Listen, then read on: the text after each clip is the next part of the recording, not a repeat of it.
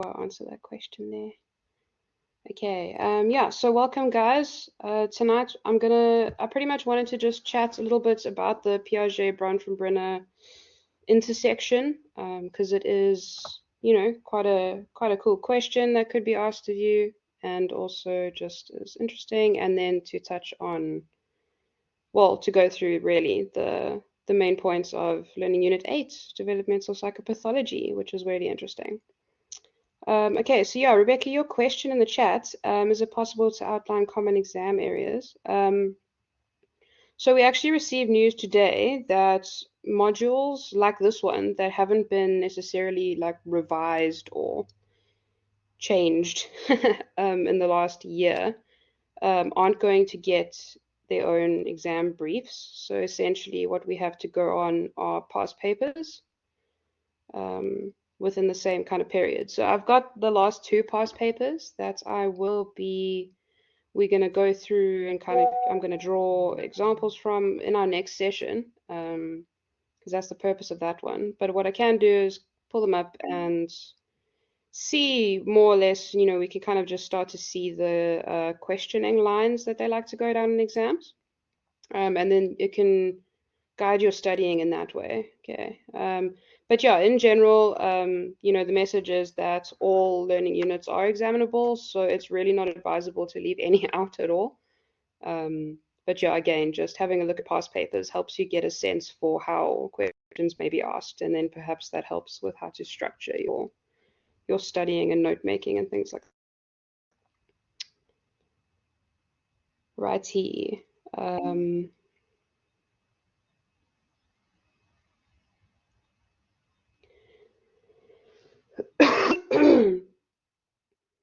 Yeah, so we'll take a squiz at them at the end of the session. Okay. Do you guys have any of the past papers? Are they up on your end yet? Has anyone had a look?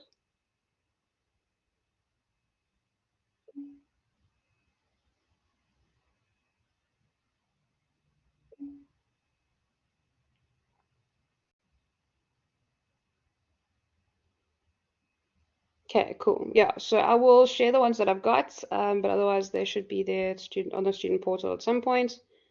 I mean, they don't usually put further back than like 2 or 3 years because they become, non-applicable. So yeah, so no brief will be coming. So what I'll do is kind of make my own brief based on, what I notice in the past papers, and we'll deliver that to you guys in our last session in the NSS next time. Yeah.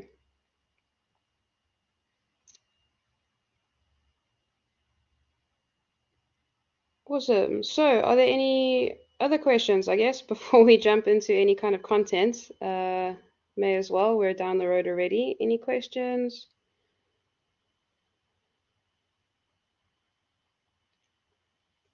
Or anything else?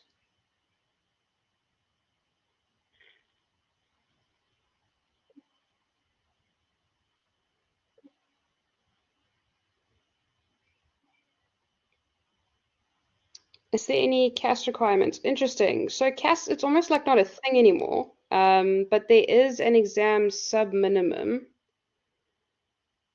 Ooh, I can't remember what that is for online undergrad now. I know it's 40% for honors to be able to get a sub, but it might be 30. I suggest logging a ticket to ask in the meanwhile, but I can ask on our chat in the meanwhile and hope someone responds while we are still online.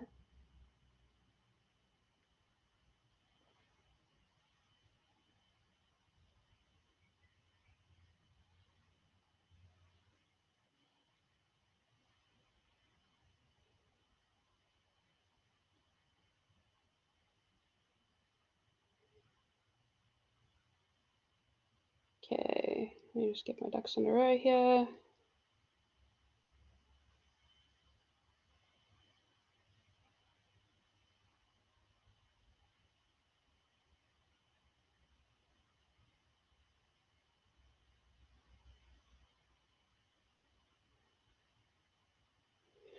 Right. Okay, cool. So let's start. Okay, hold on. Aiden, question 3. So do you mean, oh, of the assignments? Yes. So you don't, because it's a kind of like a case study thing given to you, just like with the first assignments, you don't need to reference the video. You can just kind of make reference to it.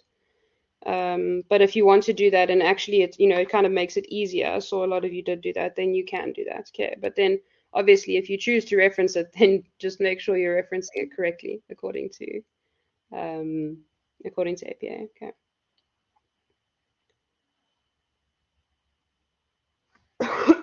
Sorry, guys, I'm a bit croaky this evening. Okay, so what I really just wanted to touch on in the beginning here was to speak about kind of Bronfenbrenner's levels and then, how we can see Piaget acting through them and perhaps from a different perspective. But just for a quick refresher, because we did cover this, so really the real foundation of Piaget is that it's a constructivist approach. So essentially, that's the view that children construct the knowledge that they learn by interacting with the environment. Okay, so yeah, constructivism, that's the whole thing of constructivism. You can apply it to almost any like sphere of life. Constructivism in education is like students constructing knowledge in the space together, that kind of thing. But yeah, basically children experience experiences and then learn from that. Okay, remember that was Piaget's thing, and he had his stages of that.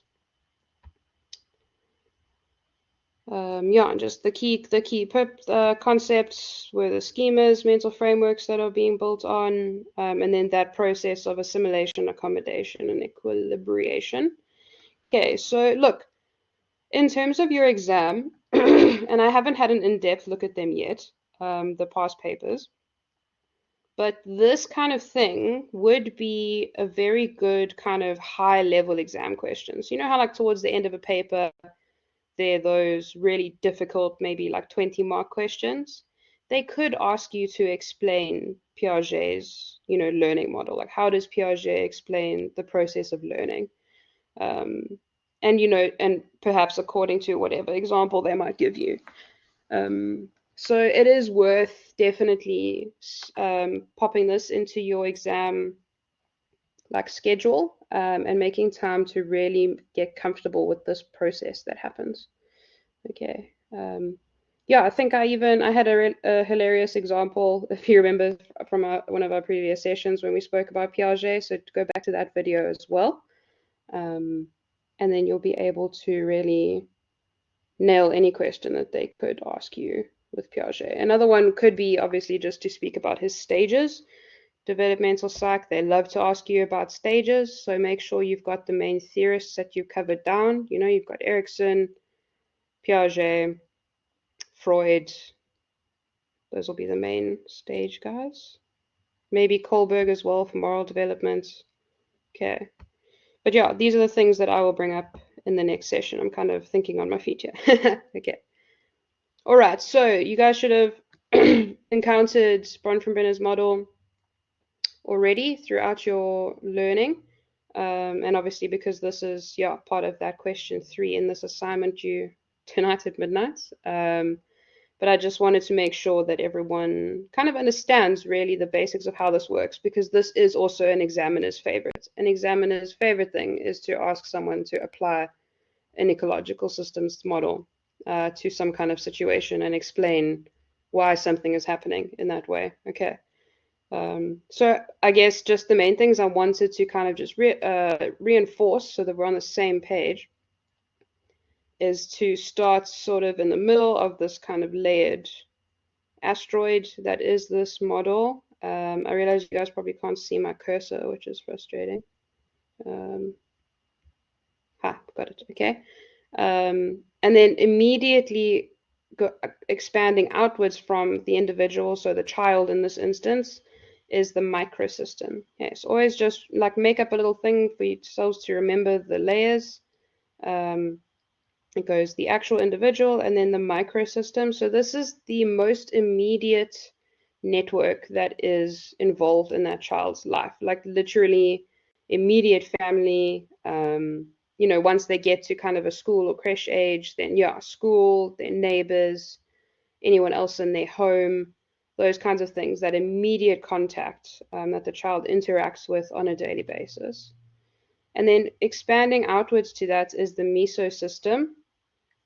Okay, so this is now, and every layer becomes one more removed from almost the reality, the actual practicality of the contact with that child. Okay, so the next one, this would definitely be like the school system, broader kind of home. And what home means in the meso system is kind of the like routines that you have at home, you know, the culture and things like that that you have in your home, and that system. And obviously at a later stage in life, then work comes into it and things like that. But yeah, we have that slightly wider system. And then remember, all of these systems interact both with each other, and then that has an impact eventually on the individual in the middle as well. Okay, so moving one out again is the exosystem. So in a child's kind of view, this would be things that they don't necessarily directly engage with, but that they do directly engage with their micro and their meso systems. So something like a parent's workplace. So let's use an example. So let's say you are an ER doctor, and that's your workplace. So that if you just think in terms of your like shift hours, that has an impact on your home. So when you are home, when you are available to your child, and obviously you can see how that would domino effect and then have some sort of interaction on that child in that way. Okay. Same thing for school. It's like the schooling system. You know, the school system creates a particular environment. You've got to go to school 5 days a week for however many hours, and there's discipline and, well, hopefully, and all sorts of things that happen at a school. Okay, so it's those functions of that environment then interact with the other systems and then eventually have an impact on the child's development. Yeah, very much. This is where mass media, social media, news, all of that stuff comes into, is the exosystem. So TV, anything the child is kind of exposed to on that level. Okay. And then the macro system is really when you zoom out the most and you think of how the world that we live in, you know, the society that surrounds us, the norms, the values, the laws that we have and that we develop in, how that impacts the various systems. Okay. So with the outer ring, this is really things like, you know, what are child protection laws like, just as like a very hectic example.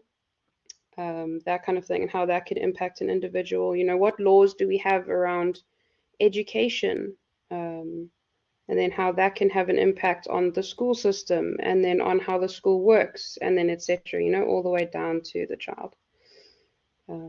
Yeah, culture, values, beliefs in that same way. So it's the macro system is almost the more like kind of metaphysical system in a way, right? It's all of these constructed beliefs and systems that we have that then interact with the child.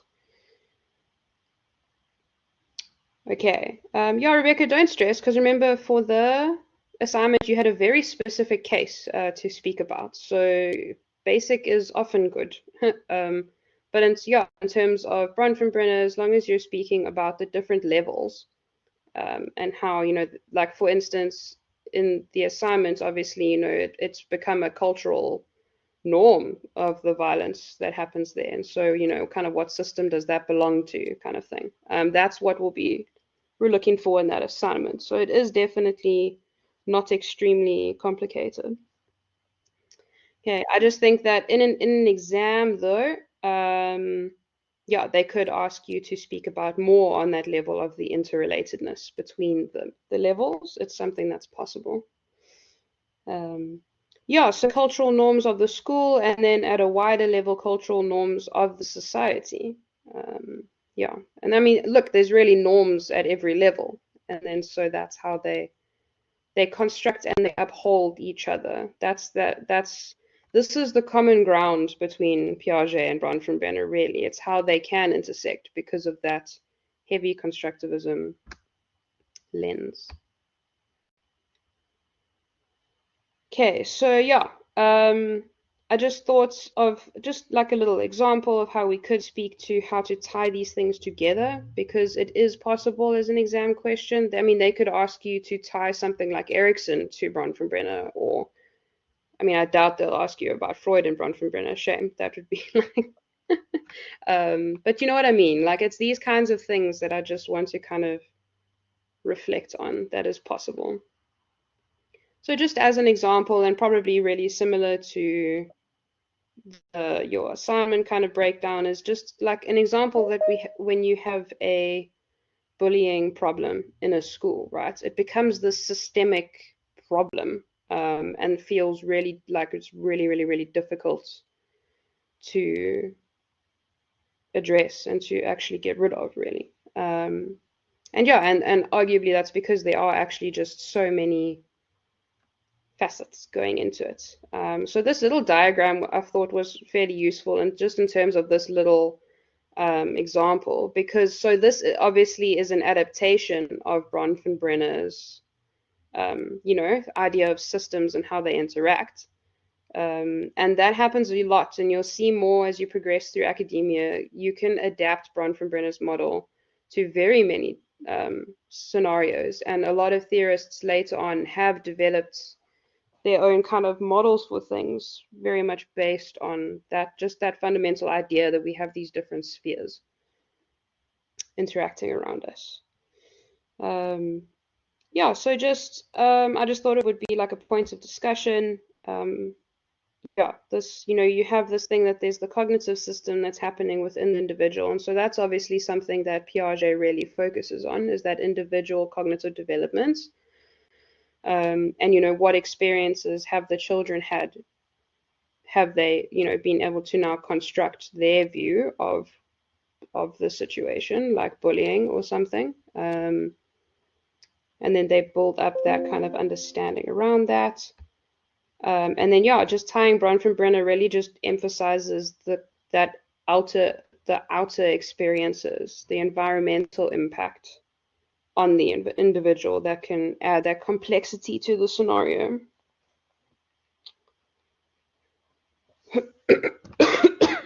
Sorry. Yeah, so does anyone have anything maybe to add to this, or just any questions about maybe Bronfenbrenner and its applicability, things like that?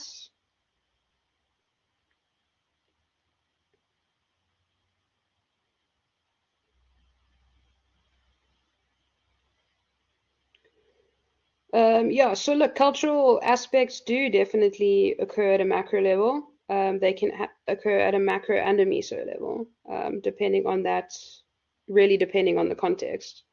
Um, yeah, so because schools find themselves situated within a broader cultural framework of where they are geographically, right? Like our schools in South Africa, um, construct this kind of particular culture of school, um, very differently to, let's say, how they do in Switzerland or something like that. And then, yeah, so that's that interaction there.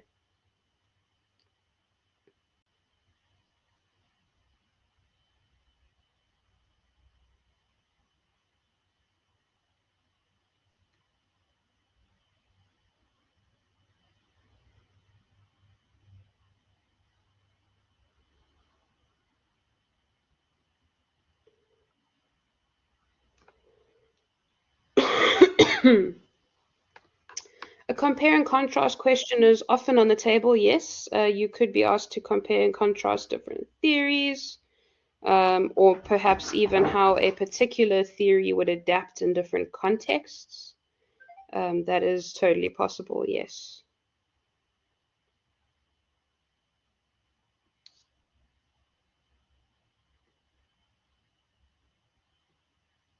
I think a first starting point for this exam prep, and I mean this is a bit of an aside, but for me it would be for you guys to make like mind maps or tables or however you make your note, study plans, um, and center them around each theorist. So make sure that you've got those big players nailed down. Like if someone says Ericsson to you, you're like, okay, 8 stages, first, second, third, and you can explain each one, you can explain them in depth, and then therefore apply them.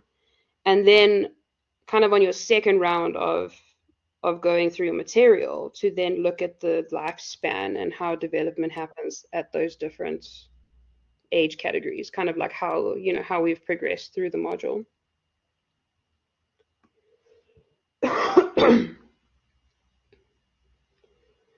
Okay, so yeah, I think look, our last really like points, big kind of points in the learning units to cover is developmental psychopathology, and so this obviously is a very large field, and you're really just kind of dipping your toes in it for this module. So what I've done is I've taken kind of those main learning objectives from this learning unit and made a few slides around them so that we can discuss, and then again, it will just help you see the main points, perhaps just to focus on when it comes to this.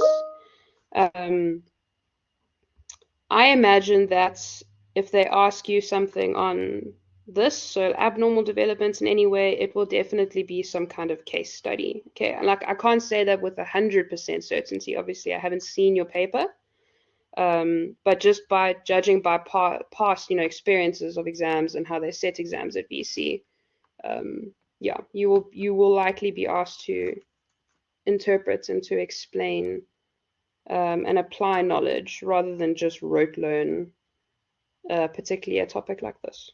Okay. Okay, so just when we talk about classifying abnormal behavior, um, there are kind of a couple of just things to take into account, really, these four kind of points. And so, because if you think about it, and I mean, we've been talking about constructivism so much that it's kind of complicating my brain a bit here when speaking about this. But when we look at psychopathology in general, or abnormal psych as it used to be called, the word abnormal is obviously a bit offensive, and so we try not to use it as much. But for learning purposes, it's essentially what we do mean by abnormal behavior is behavior that is statistically uncommon to the general population. Okay, so that's what abnormal means in this context. Um, so like how does the general population behave, as like a 6-year-old child, and then is the 6-year-old exhibiting some sort of behavior that is not common to that? And so that's one example, like is there a red flag? Like is the 6-year-old that you encounter, spending their time sitting in a corner and daydreaming all day, instead of doing the normal 6-year-old things like running around and talking incessantly and, general 6-year-old behavior. Okay, asking why to everything. Yeah. Okay, we also have the thing of maladaptive behavior. So what maladaptive means is essentially it is harmful. So behaviors that, yes, interfere with your daily functioning, but also behaviors that can be normal often develop into a maladaptive behavior.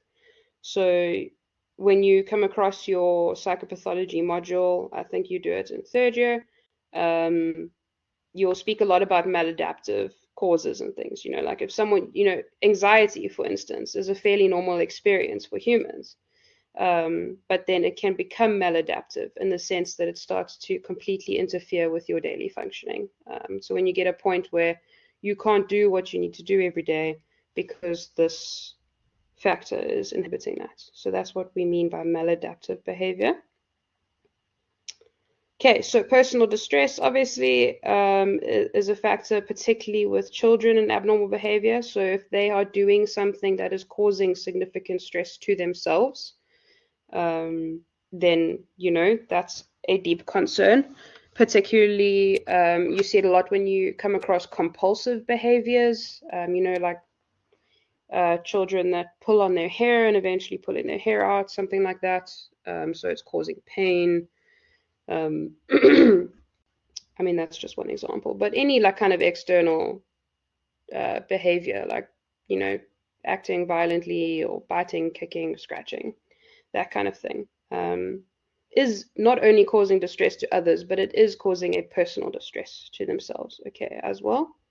And then lastly, you have this factor of violating social norms. And so this does very much tie into that first initial understanding of, you know, what is common behavior. But generally, in particular, this is behavior that deviates from societal expectations, you know, in a clear way.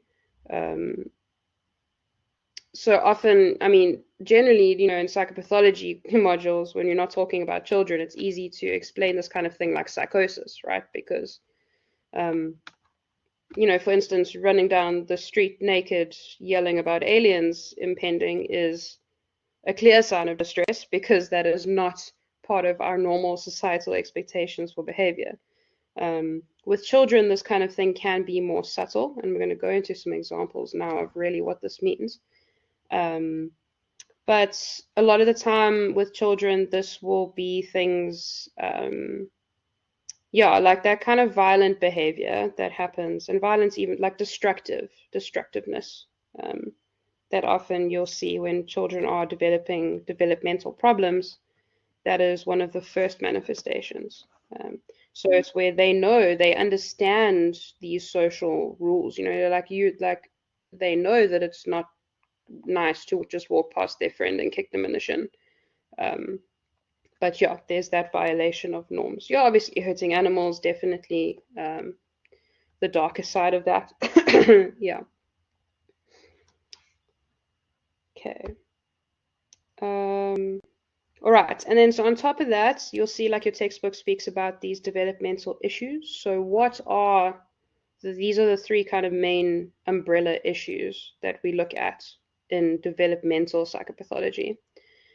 And essentially they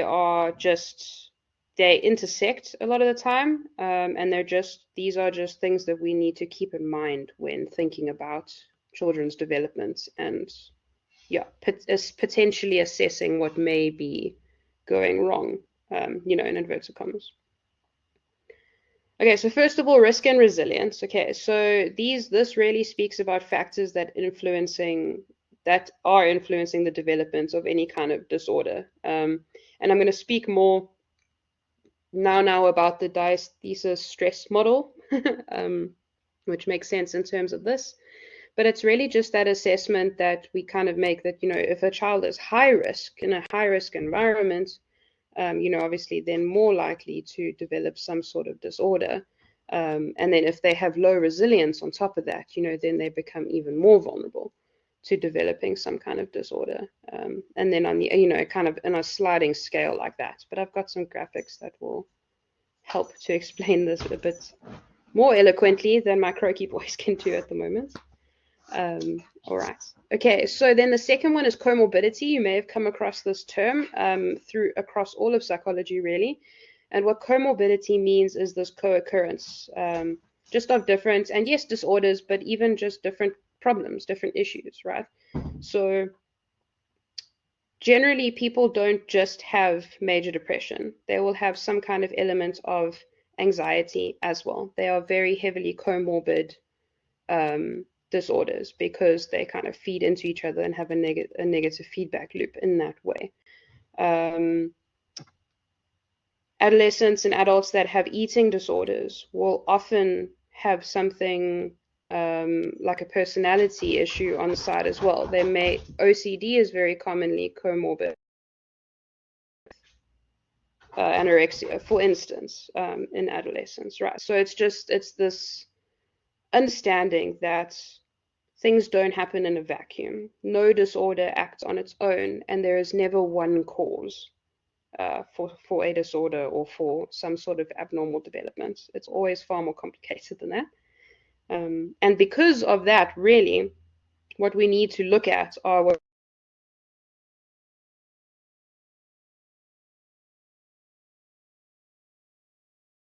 from children at a certain age, you can see the trajectory that they're following. And again, this depends on this risk resilience situation. You know, if you've got a child that's maybe in a like an unstable home, that doesn't have a lot of adult supervision, that is at a high risk for depression, you know, perhaps it's in the family, it's familial, you know, they clearly aren't happy, things like that. That child would be on a pathway that is more vulnerable to developing some sort of disorder than if you think of someone perhaps in the opposite environment of that, you know, like a child that is in your typical loving, safe, caring home, you know, cared for all the time, all their needs are met, all of that stuff. Okay. And that's just, it's this broad notion that there are these trajectories, and it's not that they're set in stone. They can absolutely be intercepted and corrected to an extent, obviously, depending on the problem. Okay. Are there any questions at this stage, just with these kind of beginning factors here?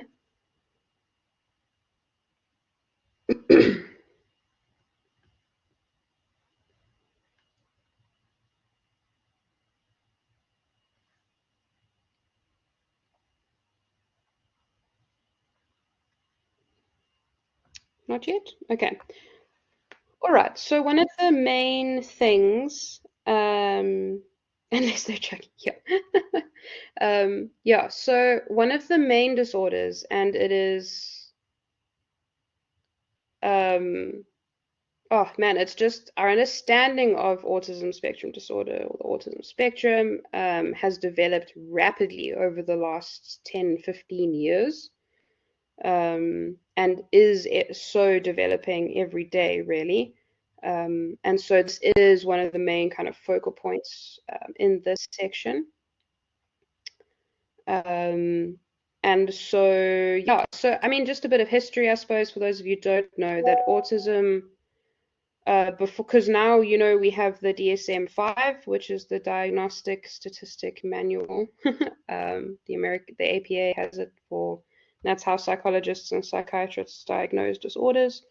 And we're on the 5th edition. And previously to the 5th edition, autism wasn't understood as a spectrum. And that's really because we didn't have this understanding that it is a spectrum. Before that, it was kind of an all or nothing, you know, if you had heard of maybe Asperger's syndrome kind of thing, where you have the like child genius in, like they may be a piano prodigy but are nonverbal kind of thing. And so now we understand that Asperger, what was known as Asperger's, is actually just part of what we know as the autism spectrum disorder. Because there are, yeah, these defining features, and this is what makes someone, yeah, a part of the spectrum or not. Okay. And I think the main thing to understand is that it's not necessarily that you can be a little bit autistic or a lot autistic, right? That is like a common narrative, but it's more just that some of the defining features of ASD may be more prevalent for some than for others. And depending on many factors, you know, they can be enhanced or supported and, yeah, lead to very, very normally functioning lives. Okay, let me run through this slide and then we'll go through kind of the actual spectrum. Okay, so the defining features of ASD, and these will be almost stereotypical things that you see on TV, that you have seen previously. I mean, I don't know if anyone here has seen that show. Oh man, the name is escaped. Atypical. I don't know if anyone's watched that sitcom. It's actually quite lovely. It's about an autistic boy and his navigation through adolescence, and it's really good. Genuinely, genuinely really good. Anyway, as an aside, so some of the defining features that, you know, we kind of start to look for when you're suspecting an autistic behavioral thing. Yes, the good doctor as well. Sorry. Yeah, so social communication challenges. Okay, so people on the autism spectrum, no matter where they may fall on the spectrum, have difficulty with social cues, right? So I hate using the word normal, but like normally in a situation, like if we encounter someone, like if I walked up to one of you on the streets and I was having a conversation and I got angry at something you were saying, you could probably very likely read that on my face, or in the tone of my voice. You would understand. Your brain would be getting signals of, ooh, angry, back off. But there is that filter kind of is impaired when it comes to autistic individuals. Um, yeah, so that is really just something. And if when you and I actually know quite a few autistic people and of different stages, and it's very interesting because this one guy I met at university, actually, he literally just got his master's recently, and literally we just thought he was a little quirky at first, and then eventually it came out like, knowing him a little bit more, you kind of understand. But that's what can happen. There is a stereotype of autism being, the extreme end of it, where a child literally cannot function. But actually the vast majority of individuals on the spectrum do, with the appropriate care and support, live very, very good lives and normal, functioning, and successful lives as well. And yes, it does often go undiagnosed, particularly in females. It's the same issue with ADHD as well. Okay. But yeah, we'll get onto that in a second as well. So there are repetitive behaviors. It's often actually one of the first things that people will notice in young children. Because remember, autism, because of the types of behaviors that it start exhibiting, you don't see it as an infant. It's not ever really possible to see it as a baby. It starts coming out perhaps in toddlerhood, but more so into that kind of pre-primary phase, that 4, 5, 6 time. Yeah, so repetitive behaviors. So this means different things for many people. I know this one person who has to like click their fingers. It's like a repetitive behavior that they have to do. And it's actually often rooted in an anxiety thing. So it's a calming behavior as well. Yeah, and it brings that sense of the sense of repetition brings calmness to them. Okay, because routine is extremely important. And then, so one of the other things is sensory sensitivities. So a lot of the time, people on the spectrum will be very quickly overstimulated by lots of sounds. So, being in public, if there's car noises and car hooting and people shouting and a dog barking and your mom's yelling at you and the ice cream truck is down there, so you can hear that. And, usually neurotypical brains can kind of filter out that information and focus on what you need to focus on. But neurodivergent brains, and particular autistic brains, don't have that ability to filter. Okay, and so it becomes very overwhelming. I mean, imagine if just take your environment right where you are right now. Yes, you can hear my voice, but you can also likely hear the fan in your computer. I can hear my computer's fan. I can hear the crickets outside. Maybe you can hear people in the other room.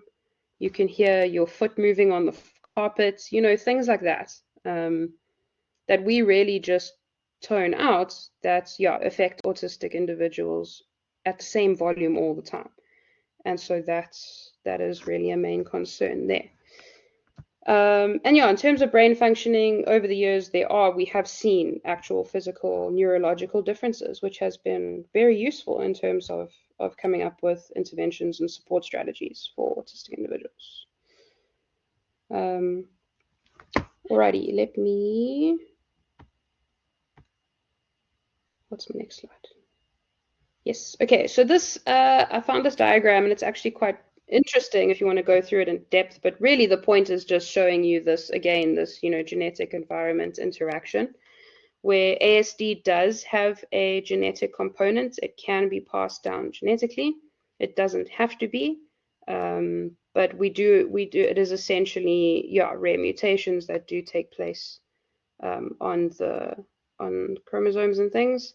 But then there is this other side, and we don't have necessarily like concrete answers. Like I can't tell you that eating 2 cones of ice cream a day during pregnancy will make your child autistic. Like no one can do that. There's no pure answer for that. But we do and have collected enough data over time to kind of notice, sort of trends and possible risk factors, just like we have for any other, yeah, disorder that may impact a child during pregnancy and then postnatal exposure as well. Okay. All right. Yeah, so that's really just that purpose of this diagram, is to illustrate the interaction. And yeah, and how they just, we kind of distinguish between the levels of autism. Even the word levels isn't necessarily great, but just the severity, with all of these factors in mind. Yeah, this little picture really just makes the point. It's like, this is what people think that autism spectrum looks like, and it is, because when you say the word spectrum, you think from like green to red, right? So like the color spectrum. But what it actually looks like, and this is the more complex picture that we are understanding, um, is that there are different spheres of functioning, and these may be activated to different levels. So one individual may have very, kind of low language processing capabilities, but on the other hand, still have, high motor skills and things like that. And so that is that notion. There, you can see it on this picture as well. Okay. Yeah, but I think at the root of it, and this is probably just more of like a life lesson, those of you in psychology, just to be mindful of words that you use. Terms like high functioning and low functioning can actually be very detrimental, and genuinely outdated, because it's not about necessarily a level of functionality, it's about how how individuals function. Okay. Um, yeah, that's the lesson for that. When I embed these slides, you guys will be able to click on this link, which takes you to this lovely website that breaks down the diagnostic criteria. It's quite complicated. You don't need to learn that for the exam or anything. It's just out of interest sake, you can see to read up. Yeah, and really just in terms of diagnosing, and this is the problem with underdiagnosis in a lot of places, a lot of the time, is this really complex set of rules that there are with diagnosing something like this. Okay. But yeah, so you guys can kind of go and have a look at that. And there are things, yeah, that happen on different levels. All right, what is happening in the chat box? Questions? Mostly commentary.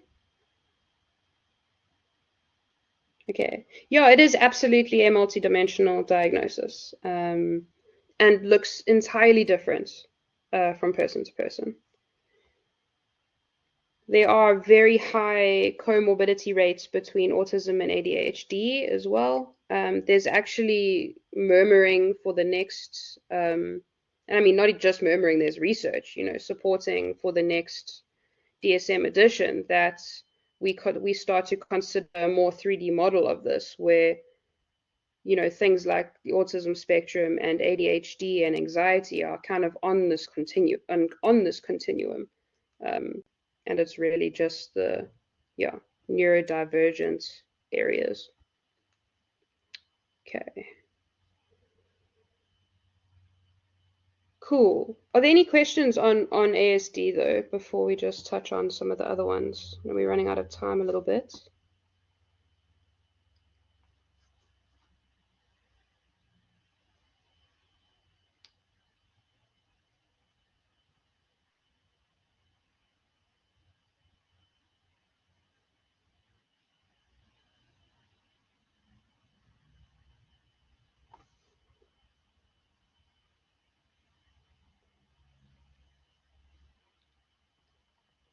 Cool. Okay, so to touch on depression, And this is something that is very difficult to clinically diagnose in a child.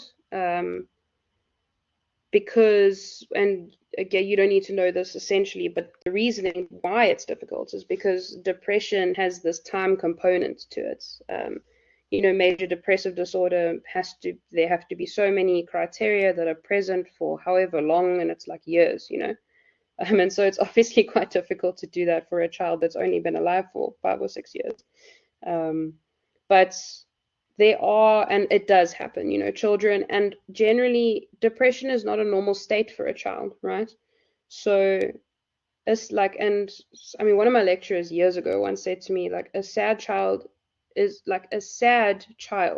not normal. Um, and I mean for like prolonged sadness. Obviously, they can feel sadness, like that's normal. Um, but yeah, like basically seeing a child that is like perpetually sad, sluggish, withdrawn, um, yeah, like not sleeping properly, always exhausted, loss of interest in activities. Yeah, we know these to be symptoms of depression for adults, but they tend to be very graphic in a child. You can see it quite clearly. And it's always a red flag because there generally is something that's making that child that way.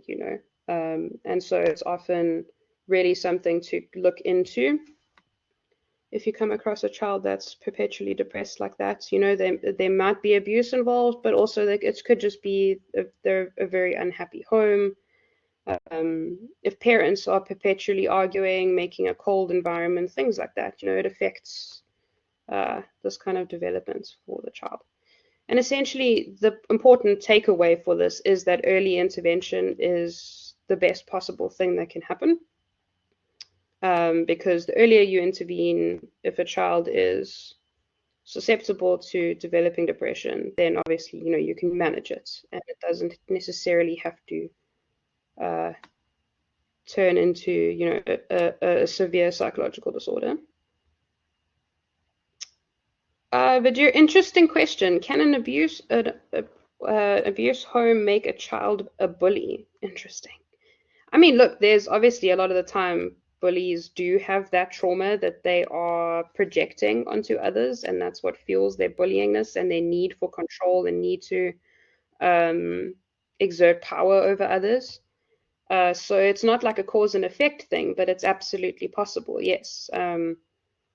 If or more often than not, bullies you'll notice that they often are possibly ignored, maybe a little bit neglected. Yeah, but there's some sort of trauma. There's something going on. It's really not normal to just for a child, especially a young child, to just randomly be a bully, right? That would be a bigger red flag. um, there's usually something that spurs on that need for that external acting out, which actually ties into the next, I think it's the next slide, yay, quite well. So there's this concept of internalization and externalization. And so whenever you're talking about any kind of abnormal behavior or state or anything, there are both of the elements at play. So internalized meaning towards the inside. So you'll note just like for depression, that would be people withdrawing into themselves, holding all of your anger in, that kind of thing. And then externalizing is more of the physical outward expression of whatever emotion or problem that is happening here. Yeah, and I love this phrase. It's actually why I put this in here. And Karen Horney is a great author to go and look up. But anyway, yeah, like, and there are different types of disorders that take on an internalizing aspect rather than externalizing. It's the children that are moving away from the world as opposed to children who move against the world. And I thought that's just quite beautifully graphic in that way, like something like depression makes you slink away to slink into yourself. But then, certain mood disorders like aggressive behavior is you kind of like butting against the world in that way. So it's a nice way to remember this difference here. Yeah, and then just really these graphics just give you some examples of what is internalizing and what's externalizing behavior.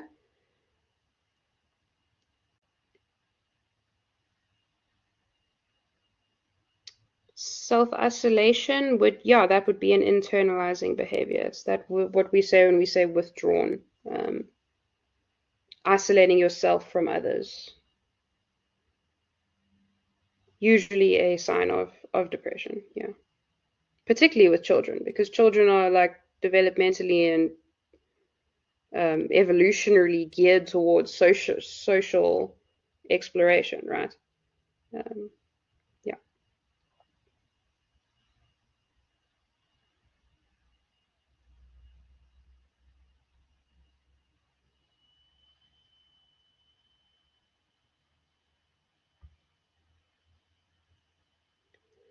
Okay, and then the last thing really is this diathesis stress model. And really, diathesis is just a weird word for vulnerability or predisposition. So think of it as like the predisposition stress model. Um, but this is what this essentially is. And it's this idea that everyone has some sort of vulnerability, perhaps, or predisposition to something. But that may or may not be activated by stress. And stress is a broad term in this instance. We're not talking about just emotional distress. You know, it's like stress on the mental system.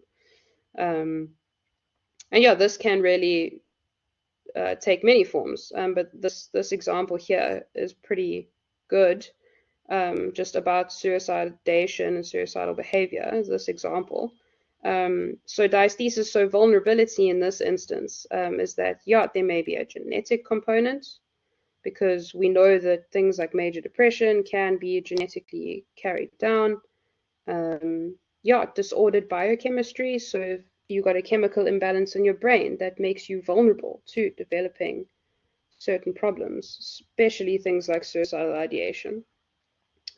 Yeah, and these kind of things then increase your vulnerability, right? And obviously, this kind, and especially disordered biochemistry, increases your vulnerability and your sensitivity to stresses, what we call stressors with an O. And yeah, that's really what can then interact. So let's say you do have major depressive disorder or any kind of depressive disorder, any psychiatric illness, or any even environmental situation that is stressing or activating that potential vulnerability. So yeah, it could be abuse, it could be socioeconomic stresses. I mean, really the price of food lately is enough of a stressor to drive anyone over this line. But yeah, social isolation, other things like that. So that's just looking at this one on the left as kind of a more, you know, graphical, I suppose, more of like a mind map type way of understanding what happens in the model. And then this one, to those of you who might just be more like graphically inclined, if you look at this dotted line in this box as sort of like the line that crosses between, you know, like lack of mental illness and then crosses the line into developing some sort of mental illness. And then this is the intersection of these things. So your vulnerability. So again, this is these innate traits, so things that you are perhaps genetically predisposed to and that kind of thing. And then the amount of stress on you, the amount of stressors that you experience. And let me even like draw a dot. Let me even like draw a dot on here. So let's say we have someone has a low vulnerability to mental stress, to mental disorders. Like you've won the genetic lottery, nobody's ever been depressed in your family, congratulations. And then, you know, you've also got a low amount of stress. Then, you know, la-di-da, it's very unlikely for you to develop any kind of major mental illness. And I say unlikely because obviously it's not impossible, things happen. But essentially, this idea is that notion of things happen. It's that idea of contributing factors building on top of an innate vulnerability. And we may never or not ever be aware of any vulnerabilities that you may have. But let's say someone who's highly vulnerable. So let's say someone who is bipolar, for instance, and you know that already, right? So you have chemical imbalances, really highly vulnerable to stress, to things like that. And then as soon as you break into even a mild stress zone, you're then more likely to activate some sort of reaction to that. Okay, so to activate some kind of depression or anxiety or self-harm behavior or outward harm behavior, that kind of thing, those symptoms. So that's how you can apply this model to like even a specific disorder, but also just to the understanding of how these disorders develop in general. Okay. That is what we have time for this evening, and I think it is at least nearly my last slide. Oh, this is just some explanations of some vulnerabilities and stresses, so you'll have these on the slides.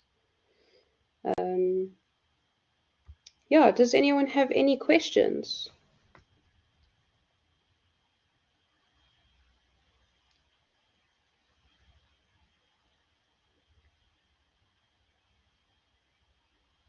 Felt like I rushed through this a bit tonight.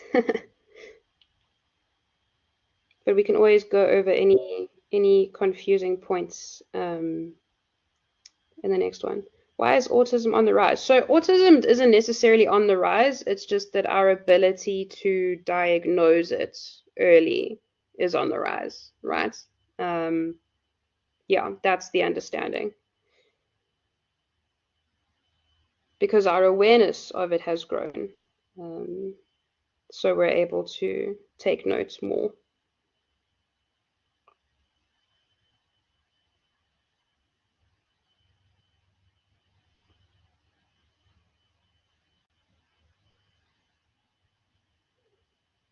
Other types of mental illness, though, are on the rise because of this diathesis stress model. Yeah, like we all have certain vulnerabilities, and the world we live in is inherently very stressful. Even if you live a relatively, privileged and convenient life, you will encounter stresses at some point that are stresses to you that may push one over the line.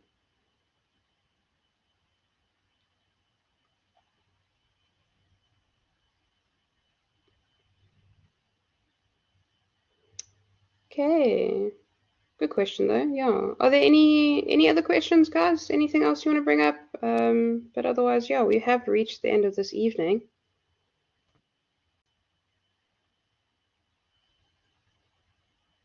Yeah, Nicoletta, that's such a good point. Being an adolescent is so stressful today. And yeah, like and I think that almost everyone could probably say that because it has really mounted up. They're under so much pressure. I even just look at the way that the school curriculum has developed in the last like 15 years, and just the way that children are doing all sorts of things and all the pressure. Yeah, and also just because by the nature of being an adolescent, that's stressful enough.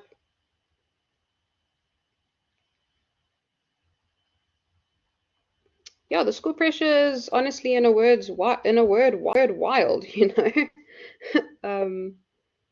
always used to say, like, when I was fresh out of school, like, oh man, I'm so tired. What happened? I used to be up at 5 and, you know, doing sport until 5 again every day, but now I can't even can't even get out of bed before 8. But maybe that's why.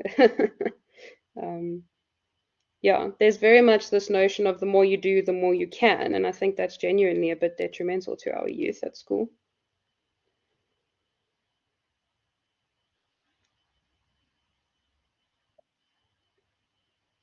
Yeah, I know, being an adult's definitely worse.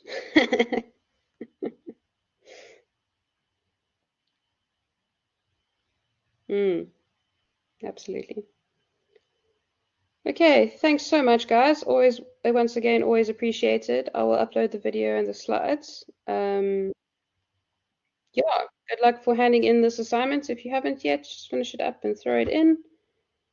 And then I will see you for our NSS before the exam.